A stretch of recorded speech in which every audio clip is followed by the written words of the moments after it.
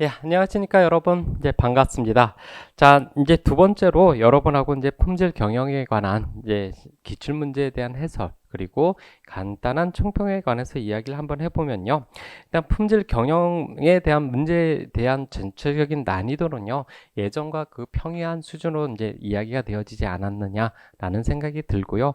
그런데 저희가 생각하기에는 이 품질 경영이요, 조금 이제 시험을 본 사람들, 이제 여러분에 있어서의 입장에서는 극과 극으로 좀 나눠질 수 있었을 것이다라는 생각이 듭니다. 왜 그러냐면요, 이제 계산 문제들이 좀 많이 출제가 됐어요. 기존에 있었던 그 기출 문제들보다는 계산 문제가 많이 출제가 되어졌는데, 이 계산 문제들이 통계적 기법을 활용을 한 그 계산 문제들이 많이 출제가 되어졌습니다.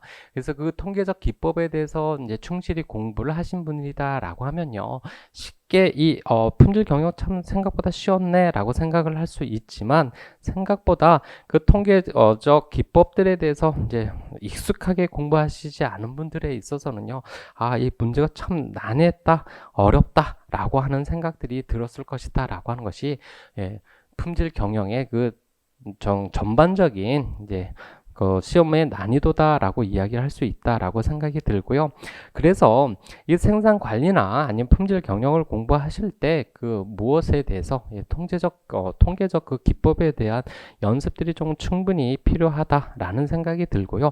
앞으로도 이렇게 이제 품질 경영에 있어서는 어쩔 수 없이 그 통계적 기법을 활용을 하는 방법들이 중요하게 이야기되어지기 때문에 이 통계적 기법들을 활용한 문제들을 좀 많이 접해 보셨으면 좋겠다라고 생각이 들고요.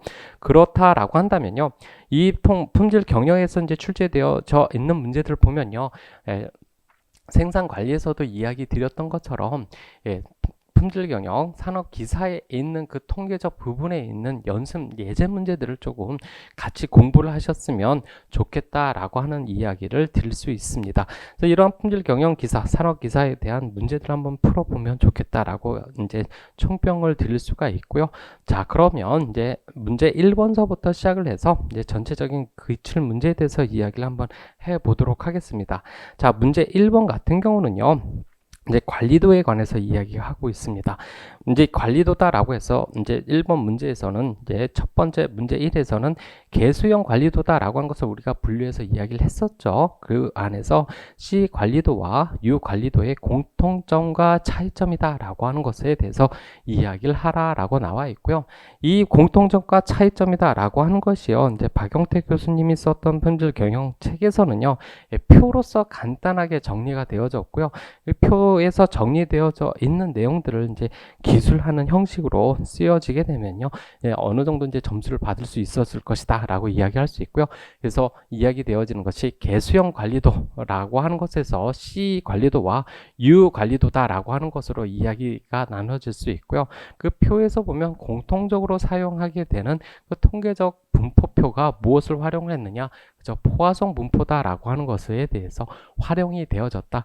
그리고 두 관리도 모두 부적합 관리도를 사용하는 것에서 활용이 되어졌다라고 하는 것이 뭐에 관한 그저 공통적인 상황이다라고 하는 것에서 이야기할 수 있고요.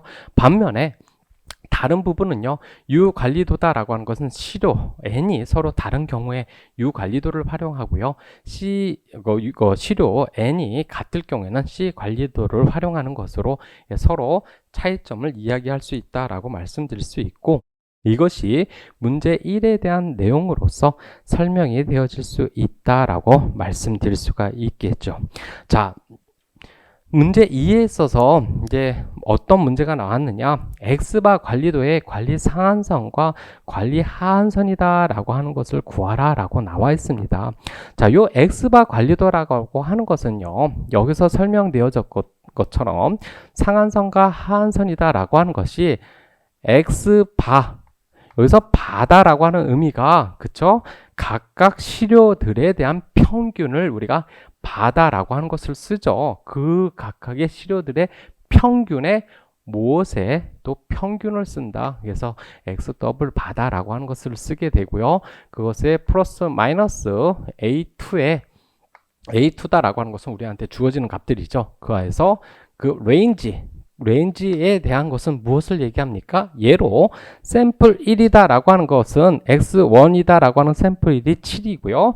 x5다 라고 하는 것이 7이 주어졌을 때 가장 적은 값과 가장 큰 값에 대한 차이를 이야기를 하죠. 그러니까 가장 적은 4와 14다 라고 하는 것에 대한 이제 차이에 관한 것을 이야기를 했고, 그것이 얼마가 됩니까? 11이 되겠죠. 그것이 R이다 라고 하는 레인지로 주어지게 되고, 그 각각 R이다 라고 하는 레인지에 무엇을 평균 값을 구한다 라고 이야기하게 될 수 있겠죠. 그러니 궁극적으로 우리가 X바 관리도를 상한선과 하한선을 구한다라고 하는 것은요, X 더블 바 각각의 표본의 평균의 평균과 그 레인지에 대한 평균 값을 구한다라고 하는 것이 관건이다라고 말씀드릴 수 있고요. 그러한 기본적인 개념들을 여러분이 이해를 하고 계셨다라고 한다면요, 쉽게 이 문제는 풀 수 있다. 즉 x 더블 바, 즉 x 그 각각의 샘플에 대한 평균의 평균 x 바다라고 하는 것을 이 표, 즉 주어진 표를 가지고서 구하게 되면요, 8.83이다 라고 하는 값이 주어지게 되고요. R 바다 라고 하는 것은 각각에 있어서 그 레인지 값들의 평균이다 라고 하는 것으로 얼마를 구할 수 있다? 10이다 라고 하는 값으로 구할 수 있다 라고 말씀드릴 수 있고요.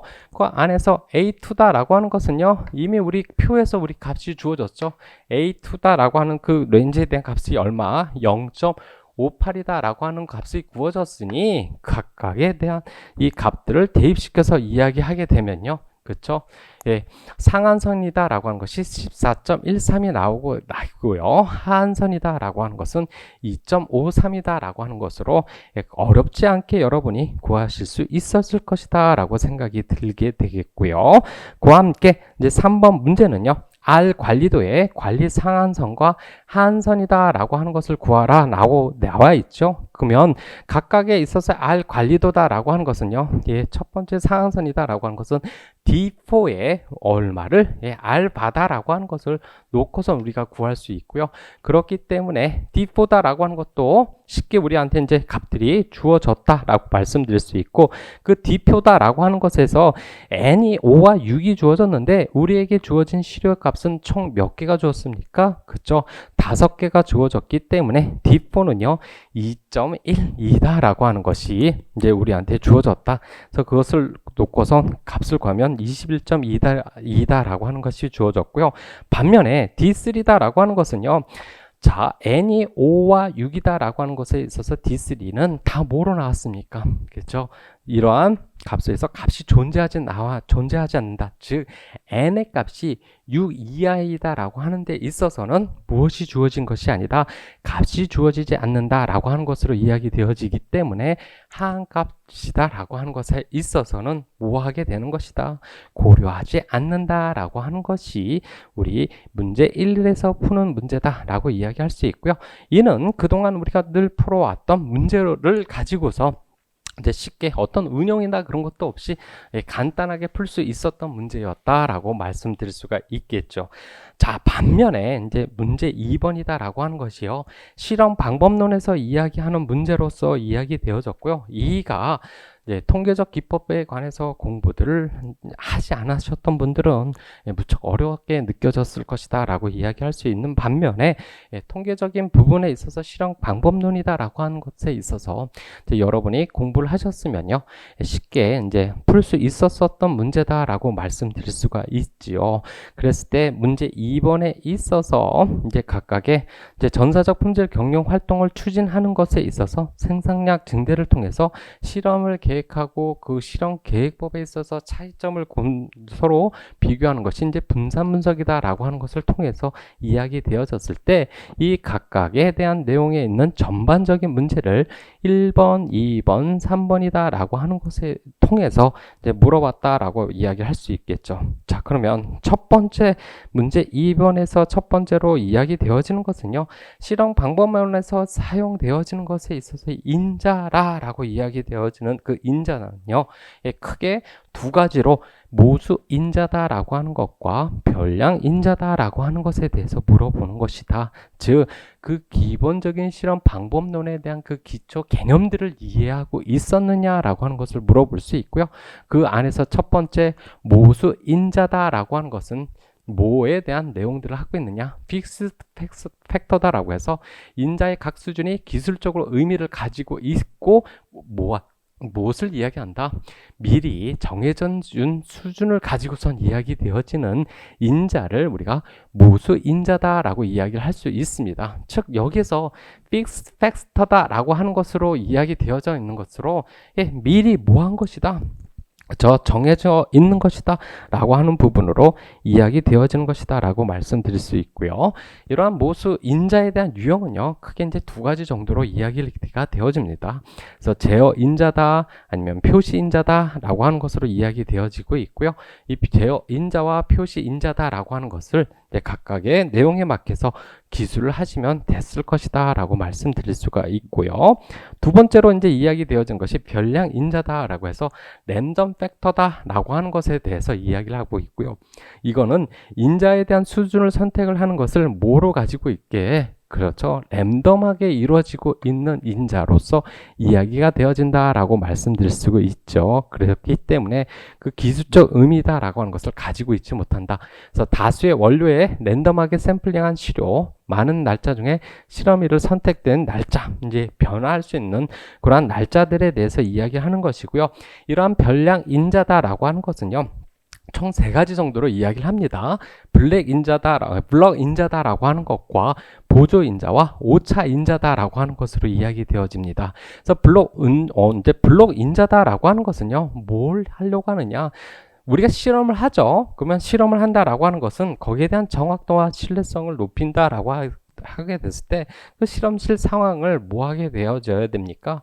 할 때마다 이제 같은 조건으로 이야기하게 되겠고요.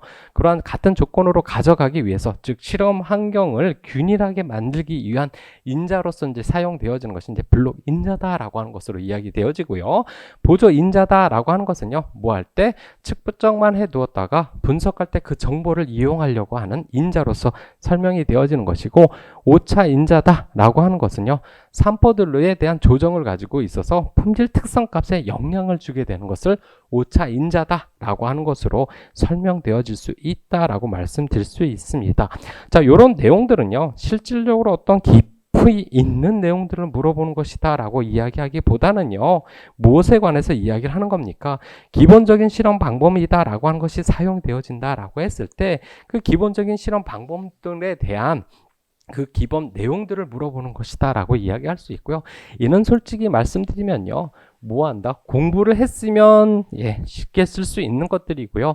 이 부분들에 있어서 이제 우리가 일반적으로 이야기하는 그 품질 경영에 있는 책에서는 이러한 실험 방법론에 있어서들까지 아주 자세히 기술되어져 있지 않았기 때문에 이 부분에 있어서 공부하는 것이 좀 미흡할 수도 있었을 것이다 라고 생각이 들고요. 그래서 좀 어렵게 여겨졌던 부분들이 아니었나라고 생각이 듭니다. 그래서 다시금 여러분에게 말씀드리는 것은요, 품질 경영 기사에 있는 그 통계적인 부분에 있는 그 문제들을, 아니면 그 기출 문제들을 조금 풀어보시는 것이 다음에 있어서 어떤 품질 경영 지도사 2차 시험 대비에 되게 효과적인 방법이 되어지지 않겠느냐라는 말씀을 드리는 것이다 라고 말씀을 드릴 수 있고요. 자, 이제 두 번째로 이야기 되어지는 것들도 동일하게 실험 각 단계에 있어서 실험 계획에 있어서의 5가지 기본 원리에 관해서 이야기를 하라라고 나와 있고요. 이 5가지 기본 원리다라고 하는 것은요, 이는 비단 이제 통계적 품질 경영에서 이야기되는 이제 실험 계획법에서만 이야기되어지는 것이 아니라요, 때로는 조사 방법론 아니면 이러한 실험 계획법을 활용한 여러 가지 분야에 있어서 그 실험 계획법을 활용하기 위해서 가장 기본적으로 이야기되어지는 5가지 기본 원칙에 관해서 이야기하는 것이다. 이 기본적인 5가지 원칙이다라고 하는 것은 반복하다라고 하는 것이 있고, 랜덤하다라고 하는 것이 있고요. 그 다음에 블록하다, 그리고 교락화라 직교하다라고 하는 내용들이 이야기되어진다라고 말씀드릴 수가 있습니다. 자, 반복하다라고 하는 것은요, 말 그대로요, 1회 실험만으로 얻어지는 데이터의 신뢰성이 떨어지기 때문에 계속적으로 뭐 한다? 반복적으로 실험함으로써 어떤 실험 데이터에 대한 재현성을 확보하기 위한 것이다 라고 말씀드릴 수 있고요. 또 하나, 랜덤하다라고 하는 것은요, 이제 통계적 방법에서 랜덤이다라고 하는 표현을 쓴다라고 하는 것은요, 일어날 어떤 확률들을 동일하게 균일하게 가져간다라고 하는 의미를 가지고 있고요. 그렇기 때문에 잡음 인자, 우리가 노이즈다라고 이야기할 수 있는 부분들, 어떤 소음이다라고 이야기할 수 있는 그러한 인자들의 효과를 평준화하여 특정 처리에 치우침, 어떤 바이어스가 생기지 않도록 하는 것이 랜덤하다라고 이야기를 드릴 수 있고, 이제 블록하다라고 하는 것은 뭘 얘기한다? 실험 환경이 균일해져서 아까 이제 블록이다라고 하는 것을 이야기를 했었죠. 어떤 조건들을 이제 동일하게 균일하게 가져감으로 인하여 정확성을 높일 수 있는 것이 우리가 블록하다라고 하는 것으로 이야기되어진다라고 말씀드릴 수 있고, 그와 함께 이제 교락하다라고 해서 실험에서 다수 인자의 수가 너무 많아지게 되면 이를 다 실험하기가 힘들다. 그래서 모든 요인들의 효과를 알아내기 위해서 실험 횟수에 대한 횟수를 상당히 커지는 것을 모하기 위해서 어떤 비슷한 조건이나 이런 것을 하면 실험하는 그 수 같은 것들을 뭐 하게 된다? 줄이거나 하는 방법으로 겹쳐서 실험 횟수를 줄이게 가는 것을 우리가 교락하다라고 하는 것으로 이야기할 수 있고, 그와 함께 이제 직교하다라고 하는 것은 관측된 별량이나 선형 결합이 통계적으로 독립적이어지고요. 이런 것을 뭐라고 얘기한다? 직교하게 되어진다라고 이야기하게 되고요. 이러한 의미로서 실험 계획법에서 이야기되어지는 5가지 원칙들에 대해서 이야기를 해볼 수 있다라고 말씀드릴 수가 있습니다. 그래서 이 실험 계획법이다라고 하는 것은요, 이게 이제 다른 분야, 그러니까 시장 조사론 같은 데에 있어서는 이 실험 계획법 같은 것들이 이제 많이 출제가 되어졌는데, 통계적 방법, 이제 품질 경영에 있어서 이제 통계적 방법에서 이제 이러한 실험 계획법이 출제되어졌다라고 하는 것은요, 조금 우리 어떤 비수가 꽂혀진 것이 아니냐, 허점을 좀 노린 것이 아니냐라고 생각이 들고요. 그렇기 때문에 이제 생각이 드는 것은요, 통계적 방법에 있어서 품질 경영에서는 그것을 쉽게 넘기면 안 되겠다라는 생각이 좀 들게 되고요. 그래서 여러분이 이 통계적 부분들도 착실히 좀 공부해 두실 필요가 있다라고 하는 부분들을 이제 다시금 이제 강조를 드리면서 계속해서 이제 3번에 관해서 이야기를 해보도록 하겠습니다. 자, 3번 문제에 관해서 이야기를 해보게 되면요, 이 3번 이제 문제는요, 뭐에 관해서 이야기를 하고 있느냐? 이제 어떤 온도 같은 방법이 없는 이온 배치법을 이제 실시를 했는데요. 실질적으로 이렇게 이온 배치법을 실시하다 보니까 뭐가 생겼느냐? 요 이제 표에 보면 여기 A3와 B2다라고 하는 이 Y다라고 하는 부분에 있어서 무엇이 나타났다? 결측치다라고 하는 것이 나타났습니다. 그랬을 때 이 결측치다라고 하는 것을 어떻게 확보를 해야 되느냐라고 하는 것에 대해서 물어보는 것이다라고 말씀드릴 수 있고요. 이런 결측치를 확보해야 되는 이유 중에 하나가요, 이온 배치법, 지금 이 원량 이제 분산 분석이다라고 하는 데 있어서 이런 결측치가 있게 되면요, 분산 분석을 할 수 없기 때문에 이 결측치를 이제 추정해서 값을 넣게 되는데요. 이런 결측치를 이제 이런 이온 분석법에서 추정할 때 무엇을 활용하느냐? 이 예측법이다라고 하는 것을 활용하게 됩니다. 그래서 이 예측법에 대한 활용은요, L이다라고 하는 데 있어서 그죠? 요 각각 A대라고 하는 행렬에 대한 개수와 그 안에서 A3다라고 하는 것에 대한 실질적인 총 토탈 서메이션 합계값과 M이다라고 하는 이 B1이다라고 하는 부분 2, 3에 대한 그 개수 총 3개죠. 그 세수에서 그 부분의 뭐에 대한 합계값에 대해서 총 합계값, 즉 행렬과 그 열렬의 행열에 대한 총 합계값을 빼준 것을 L에 대한 자유도, 즉 자유도를 하나를 빼줘서 계산을 해주고요. M이다라고 하는 것에 있어서 자유도 하나를 빼서 계산을 해줘서 얻게 되어지는 것이 뭐다? 예측식을 활용해서 결측치를 추정하는 값이다라고 이야기할 수 있고요. 요도 실질적으로 이 예측식이다라고 하는 것을 이해를 하고 계셨다라고 한다면요, 뭐 하게 된다? 어렵지 않게 풀 수 있었을 문제였다라고 이야기할 수 있고요. 이는 그래서 아주 극단적으로 나뉘어지는 문제다. 공부를 좀 해서 알고 계셨던 분들은 쉽게 푸는 문제고요. 그렇지 않았다라고 하면 이거는 도대체 어떤 문제야? 라고 무척 당황하실 수 있었던 문제다라고 말씀드릴 수가 있겠죠. 자, 그렇게 해서 y다라고 하는 결칙치를 구했더니만 얼마가 나옵니까? 27이다라고 하는 것이 나오게 되고요. 이는 이런저런 설명할 필요가 없이 여기 있는 공식을 통해서 얻어진 값이다라고 이야기할 수 있고, 이 27이다라고 하는 값을 가지고선 이제 열과 행이다라고 하는 것을 이제 다시 계산을 해보게 되면요. 지금 이제 잘 안 보이실 수 있는데 이제 요 빨간 부분이 있죠. 이게 이제 변화하기 시작을 했죠. 왜? 결칙직 값이 이제 들어가기 때문에 그렇고요. 그래서 각각 결칙직 값을 가지고 이제 총 서메이션을 구하게 됩니다. 그래서 행과 열에 대한 서메이션이 이제 109와 이제 83이다라고 해서 뭐가 335다라고 하는 이제 총 합계가 얻어지게 되는데요. 요렇게 얻어지어진 값을 가지고 궁극적으로 여기에서 무엇을 얻는 것이냐? 그쵸? 수정항이다라고 하는 거의 코로레이션 텀이다라고 하는 것을 계산하게 되겠고요. 이 수정항에 대한 텀이다라고 하는 것은 그쵸? L, 행과 열에 대한 각각의 개수분의 T 전체적인 그 서메이션의 제곱을 하게 되면요, 이 값을 얻어지는 것이다 라고 이야기할 수 있고요. 이것도 수정항이다 라고 하는 그 값을 구할 수 있는 그 공식만 이해를 하고 기억을 하고 계셨다라고 하면 이제 어렵지 않게 풀었었을 문제다 라고 이야기할 수 있고, 그것에 대해서 이제 대입을 해서 값을 구하게 되면 93.52.08이다 라고 하는 값이 얻어질 수 있었을 것이다 라고 이야기를 할 수 있죠. 이렇게 해서 이제 3번 문제에 대해서도 이제 이야기를 할 수 있다 라고 말씀드릴 수 있고, 그와 함께 이제 4번 문제다 라고 하는 것은요, 이제 뭐에 관해서 이야기를 하고 있느냐, 이제 n개의 데이터 평균치에서 뮤 ij와 분산 q 분산이 2에 대한 이제 정규 모집단이다라고 하는 것에 있어서 이 옥차항 있죠. 그 에라에 관해서의 기본 가정들이 어떻게 되느냐라고 하는 것을 물어보게 되겠고요.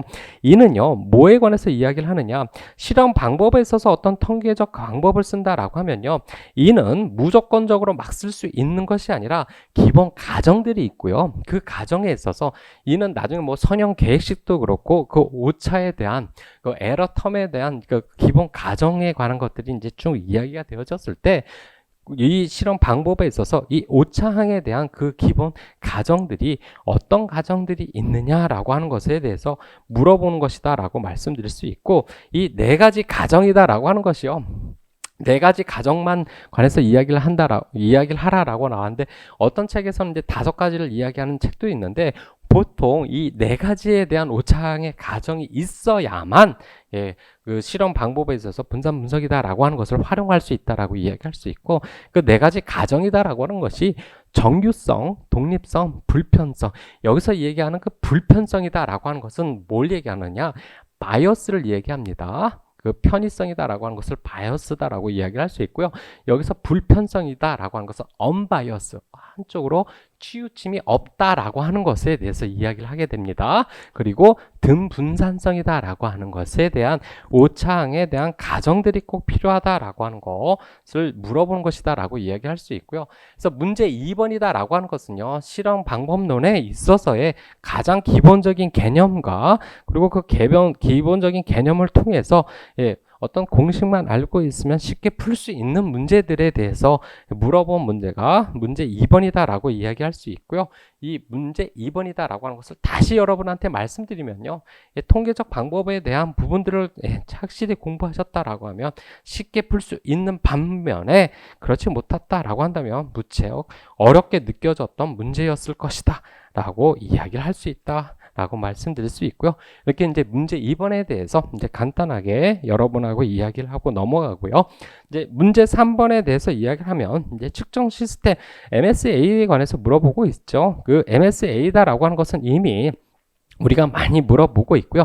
이런 측정 시스템에서 첫 번째 물어보는 것은요, 측정 시스템의 정확도와 정밀도에 관해서 이제 설명을 하라 라고 하는 문제가 나왔고요. 두 번째는 게이지 RNA법에 관한 반복성과 재현성에 관해서 이제 설명을 하라라고 나와 있죠. 이 측정에 대한 정확과 정밀성이다라고 하는 내용들은요, 이미 우리가 이제 많이 이야기했었던 부분으로서 무엇에 있어서 이야기하느냐, 그 MSA다라고 하는 것은요, 데이터를 얻기 위해서 사용되는 측정 시스템에 관해 뭐 얼마나 믿을 수 있는지에 관한 것을 따져보기 위해서 MSA다라고 하는 것을 활용한다. 그 안에서 사용되는 것이 정확도와 뭐에 관해서 정밀도다라고 하는 것에 대해서 이야기를 한다. 그래서 정확도다라고 하는 것은 말 그대로 accuracy이기 때문에 로케이션, 포지션이 어디에 관한 것으로 측정치에 대한 평균값과 실제 차이에 대한 차이를 이야기하게 되는 것이다 라고 하는 것으로 이야기한다 라고 하는 부분들은 기술을 하시면 될 것 같고요. 정밀도다 라고 하는 것은요, 측정치의 병동에 관한 것으로 반복성과 이제 재현성으로 이야기되어지고요. 그리고 이러한 반복성과 재현성이다 라고 하는 것이 어떤 의미를 가지고 있느냐, 이러한 반복성, repeatability다 라고 하는 것은요, 동일한 측정차가 같은 시료를 여러 번 하도, 그렇죠, 뭐한다? 매번 일정한 값이 나오는 것을 이야기를 하게 되는 것이고요. 그리고 reproducibility다라고 하는 재현성이다라고 하는 것은 측정기가 여러 가지 측정기로 하도 뭐를 한다? 그 값들이 사람에 상관없이 일정하게 나타난 것이 이제 정밀도다라고 하는 부분으로 설명이 되어진다라고 말씀드릴 수 있죠. 반면에 이 게이지 RNN법이다라고 하는 것은 측정 시스템을 평가하는 기법이죠. 그랬을 때 이 게이지 RNN에서는 뭐와 그렇죠, 정밀도과 재현성이다라고 하는 두 구분만 고려해서 측정을 한다라고 이야기를 할 수 있고요. 이는 이제 위에서 얘기했던 반복성과 재현성이다라고 하는 그 내용들에 대해서 기술을 하시면 될 거다라고 말씀드릴 수 있고요. 이제 데라 품질 경영에서 이야기하고 있는 이제 실험 계획법 이해에서 출제되어졌던 내용들은요, 데라 더 평이한 문제들로 구성이 되어졌다라고 말씀드릴 수 있죠. 자, 이제 문제 4번도요, 우리가 늘 이야기하고 있었던 품질 비용에 관해서 이야기를 하고 있습니다. 그 품질 비용이다라고 하는 것은 우리가 흔히 1대 10대 100의 원칙이다라고 하는 것으로 이야기를 하면서 평가, 저번에 예방, 평가, 그리고 실패 비용이다라고 하는 것에 대해서 우리가 쭉 이야기를 했었죠. 그 부분에 있어서 물어본 문제다. 그래서 품질 코스트, 키 코스트에 있어서 첫 번째로 물어봤던 것이요, 사내 실패 코스트와 사회 실패 코스트다라고 하는 것으로 물어본다. 그래서 내부 실패 비용과 외부 실패 비용에 관해서 물어보는 것이죠. 이 실패 비용이다라고 하는 것이 내부냐 외부냐라고 하는 것은 그 어떤 실패에 대한 품질에 대한 문제가 어느 시점에 있어서 이루어지느냐라고 하는 것에 따라서 뭐한다? 나눠진다라고 이야기할 수 있겠죠. 내부 실패 비용이다라고 하는 것은 상품이 고객에게 전달되기 전에, 그 다음에 외부 실패 비용이다라고 하는 것은 그렇죠, 고객에게 전달되어지고 나서 나타나는 비용이다라고 이야기를 할 수 있고요. 그 두 가지에 대한 내용들에 대해서 기술을 하시면 되는 문제들이다. 그러니 그렇게 어려운 문제가 아니다라고 이야기를 할 수 있고요. 그와 함께 이제 2번과 3번이다라고 하는 것은 적합 비용이다라고 하는 것으로 우리가 이야기되어지는 평가 비용, 그리고 예방 비용이다. 그래서 제품이나 서비스가 규격이나 기준을 충족시키고 이제 확인되는데 소요되는 비용들, 그리고 예방 비용이다라고 하는 것은 결함을 방지하는데 소요되는 비용들, 이러한 것들로 구분되어져서 이야기되어지는 것이고요. 어떻게 보면 이 문제 4번 같은 경우는요, 그렇죠, 우리에게 큰 점수를 주려고 하는 문제가 아니었느냐라는 생각이 들었던 문제다라고 말씀드릴 수 있고요. 자, 이제 문제 5번에 가서 이야기를 하면요, 이제 신뢰도에 관해서 물어보고 있죠. 신뢰성이다라고 하는 것에 물어봤을 때 첫 번째 신뢰도 함수와 고장률 함수다라고 하는 것에 대해서 물어보는 것이었을 때, 신뢰도다라고 하는 것은요, 언제까지 어떤 일정한 그 설명서대로 우리가 그 설명서대로 우리가 쓰게 됐을 때 뭐 하게 된다? 어느 정도 시간이 경과했을 때도 계속적으로 잔존할 수 있는, 그러니까 그대로 활용할 수 있는 기계 장치가 작동할 수 있는 활용에 관해서 이야기하는 것이 신뢰도다라고 하는 것으로 이야기되어지고요. 이에 대해서 역함수적으로 생각하는 것이죠. 고장함수는 어느 시점에 뭐하냐? 고장 나게 되느냐라고 하는 것에 대해서 이야기하는 것이 고장률 함수다라고 하는 것으로 이야기되어진다라고 이야기할 수 있고, 그 두 가지에 관한 그 비교에 관해서 설명을 하는 것이다. 그래서 신뢰도다라고 하는 부분과, 그래서 제품이 규정된 조건 하에서 의도하는 기간 동안에 만족되어질 확률이다라고 하는 것을 기술하시면 되고요. 두 번째, 고장률 함수다라고 하는 것은 뭐 시점 t까지 고장나지 않는 것이 시점 t에서 곧 고장나게 될 확률을 고장률 함수다라고 하는 것으로 이야기되어지고, 요 문제들은요, 우리가 많이 이제 이야기하고 공부했던 문제였다라고 말씀드릴 수 있고요.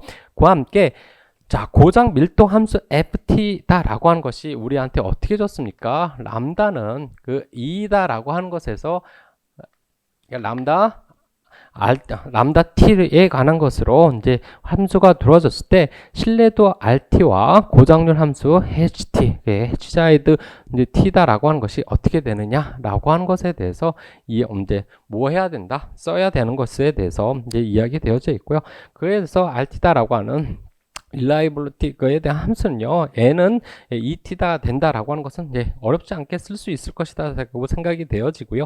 고장률 함수다라고 하는 것은 rt분의 ft다라고 하는 것으로 이제 이야기 되어지고요. 거기에 대해서 이제 각각에 있는 값을 쓰게 되면요, 그렇죠? 이렇게 쓰여지게 되겠죠. 그랬을 때 요 각각 이 값들이 지워지게 되니까 이 궁극적으로 뭐가 된다? 람다가 된다라고 하는 것도 이제 수업 시간에 충분히 이야기해졌던 내용들이다 해서 문제 5번도 이제 크게 어렵지 않게 풀었을 것이다라고 이야기를 드릴 수 있겠죠. 자, 이제 문제 6번에 관해서 이야기를 해보도록 하겠습니다. 자, 품질 경영에 있어서는요, 딴 것보다도 뭐가 어떻게 보면 품질이 그 통계적 기법이다라고 하는 것이 발목을 이제 잡을 수도 있었을 것이다라는 생각이 들고요. 반면에 이 품질 경영에 있어서 어떤 통계 기법에 대해서 이제 잘 이해를 하시고 공부를 하셨다라고 하면 이제 쉽게 이제 풀 수 있었을 것이다라고 이야기를 다시금 드리는 이유 중에 하나가 요 6번 문제에도 동일하게 이야기되어집니다. 요 6번 문제는요, B 공장에서 생산되는 제품의 15%가 부적합, 그러니까 불량률이다라고 이야기를 하겠고요. 이 공장의 제품 10개 임의로 추출하여 검사를 했을 때 다음에 대한 내용들에 대해서 답을 하라라고 이야기했을 때, 이러한 양자택일에 대한 문제를 푸는 것을 무엇을 통해서 풀 수 있느냐? 그죠? 이항 분포를 통해서 풀 수가 있습니다. 그래서 어떤 확률이 발생되어졌을 있는 바이너리 디스트리뷰션이다라고 하는 이항 분표는요, n, 그죠? 총 시료에 대한 개수를 얘기하고 거기에 컨비네이션 발생될 확률, 그리고 p, 거기에 발생될 확률의 s 자승과 여기 q, 이 q는요 뭐로서 계산이 됩니까? 1-p에 대한 값으로 계산이 되어지고요. 그랬을 때 전체 발생 있는 횟수에 총 이제 그 실험한 어떤 샘플 뽑아낸 횟수에 발생하게 되는 개수다라고 하는 것을 빼줌으로써 뭐 바이너리 디스트리뷰션인 이항 분표를 이야기를 할 수 있고요. 이 공식 자체만 이해를 하고 계셨다라고 하면요, 이도 이제 쉽게 풀 수 있었을 것이다. 그래서 그 1번 문제는 그러면 이 이항 분포를 가지고선 실질적으로 10개에서 총 몇 개를 10개를 뽑았죠. 그러니 n의 값이 얼마가 됩니까? 10이 되고요. 이 10개를 뽑은 것 중에서 몇 개에 대한 불량률이 나타날 것이다. 그렇죠. 3개에 대한 불량률이 나타나는데 봤더니만 각각의 제품의 15%가 부적합이다. 그러니까 P가 얼마다라는 얘기입니까? 0.15다라고 이야기를 할 수 있고요. 이 0.15에서 3개가 불량률이 나타나죠. 그러면 나머지 얼마? 0.85다라고 하는 데 있어서 10개 중에서 3개를 뺀 것인가? 7이다 라고 하는 값을 구할 수 있고요. 그래서 조합 확률과 각각의 확률 기법을 통해서 값을 구하면요, 0.13이다 라고 하는 확률 값이다 라고 하는 것을 우리가 구할 수 있다 라고 이야기할 수 있고요. 또 하나, 이항 분포는요, 단 게 아니라 2번에서 무엇을 물어보고 있습니까? 부적합수에 대한 기대값을 구하라 라고 이야기할 수 있고요. 이 기대값은 이제 평균을 구하라 라고 하는 것과 똑같고요. 이항 분포에서의 평균값은요, 실질적으로 평균 이 x는요, expectation s인 기대값은요, 뭐 나타나게 p에 대한 확률에 거기에 대한 n의 값으로 곱해서 기대값을 구할 수 있고요. 그러니까 이는 뭐 이러쿵저러쿵 고민할 필요가 없이 이 공식들만 알고 있었다라고 하면 참 이거 놓치면 아까운 문제다라고 이야기할 수 있고요. 그렇기 때문에 n의 값이 얼마가 됐냐? 총 10개를 뽑았죠. p의 값은 얼마가 됐습니까? 아까 0.15다라고 이야기를 할 수 있죠. 그러니 기대값 2x다라고 하는 것은 1.5다라고 하는 값으로 얻어질 수 있다라고 이야기를 할 수 있고요. 그 다음에 분산은 어떻게 되느냐? 이거는 평균에 Q를 곱해서 이야기할 수 있고요. Q는 그러면 얼마가 됩니까? 아까 0.85가 됐죠. 그러니 여기에 있어서 Q만 곱해서 값을 구하게 되면 거기에 대한 분산값은 1.28이 된다라고 이야기를 할 수가 있습니다. 자, 이렇게 해서요, 품질 경영에 있어서의 전체적인 내용들도 이렇게 여러분하고 같이 이야기를 했습니다. 그랬을 때 품질 경영이다라고 하는 부분에 있어서 요는 조금만 공부했으면 참 놓치면 아까웠던 문제들이 많았을 것이다 라고 이야기를 할 수가 있고요. 그렇기 때문에 우리가 일반적으로 공부하는 교재뿐만 아니라 여러분께서 품질 경영 산업 기사에서 나타나고 있는 통계적 그 방법들에 대해서도 꼭 한 번씩 다 풀어보시면 좋겠다. 앞으로 이제 공부하시는 분들에게 이런 말씀을 드릴 수 있고요. 전체적인 그 품질 경영에 대한 총평과 기출문제 해석은 여기서 마치도록 하겠습니다. 수고하셨습니다.